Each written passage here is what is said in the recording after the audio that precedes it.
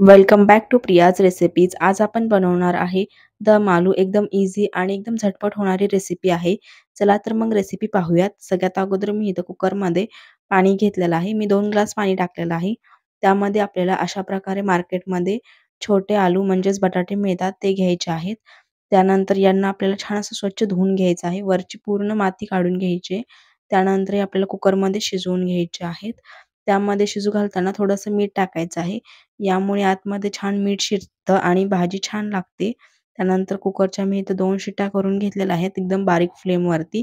जास्तही बटाटे आपल्याला शिजवून घ्यायचे नाहीयेत। त्यानंतर गॅसवरती कढई ठेवलेली आहे। कढईमध्ये मी 2 चमचे तेल टाकले। तेलामध्ये आपल्याला कांदा टाकायचा आहे। मी इथं मध्यम आकाराचे 2 कांदे घेतलेले आहेत। कांद्यांना छान असं गोल्डन ब्राउन कलर येईपर्यंत आपल्याला परतून घ्यायचं आहे। तुम्ही बघू शकता छान असा कांद्याचा कलर चेंज झालेला आहे। त्यानंतर यामध्ये मी टोमॅटो टाकलेला आहे। मी इथे टोमॅटो 2 घेतलेले आहेत मध्यम आकाराचे।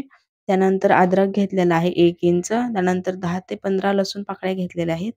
त्यानंतर यामध्ये मीठ टाकायचं आहे थोडं चवीपुरतं। या सर्वांना छान असं शिजवून घ्यायचंय। तुम्ही बघू शकता टोमॅटो पूर्णपणे गळेपर्यंत आपल्याला छान असं शिजवून घ्यायचंय मऊ होईपर्यंत। त्यानंतर यामध्ये आपल्याला 2 चमचे पाणी टाकायचे। पाणी पूर्ण आटेपर्यंत आपल्याला छान असं कांदा टोमॅटोला शिजवून घ्यायचं आहे। तुम्ही बघू शकता पाणी पूर्णपणे आटलेलं आहे। आता याला आपल्याला एका प्लेटमध्ये काढून घ्यायचं आणि छान असं थंड करून घ्यायचं। थंड झाल्यानंतर याला मिक्सरच्या जारमध्ये काढून छान अशी याची आपल्याला पेस्ट करून घ्यायची आहे, वाटण करून घ्यायचे। तुम्ही बघू शकता एकदम बारीक असं वाटण तयार आहे। आता आपण बटाटे शिजले आहेत की ते चेक करूयात।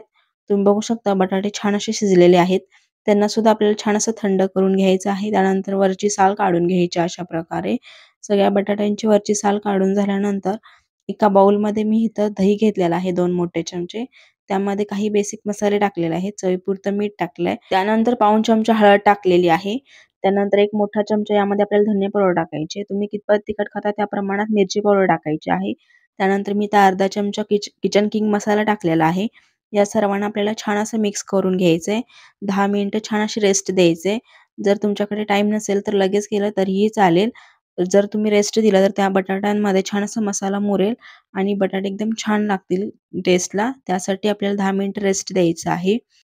त्यानंतर ज्या कढईमध्ये आपण कांदा टोमॅटो परतून घेतलं होतं त्याच कढईमध्ये 3 चमचे तेल टाकायचं आहे। तेल छान गरम झाल्यानंतर आपण जे वाटण करून घेतलेलं होतं ते टाकून घ्यायचे। छान असं तेल सुटेपर्यंत वाटणाला आपल्याला परतून घ्यायचे। वाटणं छान असं तेल सुटल्यानंतर त्यामध्ये आपण जे रेस्ट द्यायला बटाटे ठेवले होते ते टाकून घ्यायचे।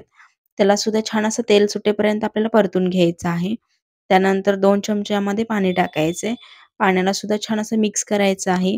त्यानंतर आणखीन भरपूर तेल सुटतं त्यासाठी आपल्याला झाकून ठेवायचे। तुम्ही बघू शकता भाजीला छान असं तेल सुटलं आणि कलर सुद्धा चेंज झालेला आहे। छान अशी आपली दम आलूची रेसिपी तयार आहे। वरून थोडंसं बटर टाकायचं आहे आणि फ्रेश क्रीम टाकायचे। यामुळे आणखीन टेस्ट वाढेल।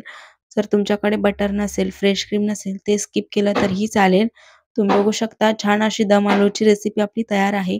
तुम्हाला ही रेसिपी कशी वाटली कमेंटमध्ये नक्की सांगा आणि घरी एकदा नक्की ट्राय करून पहा।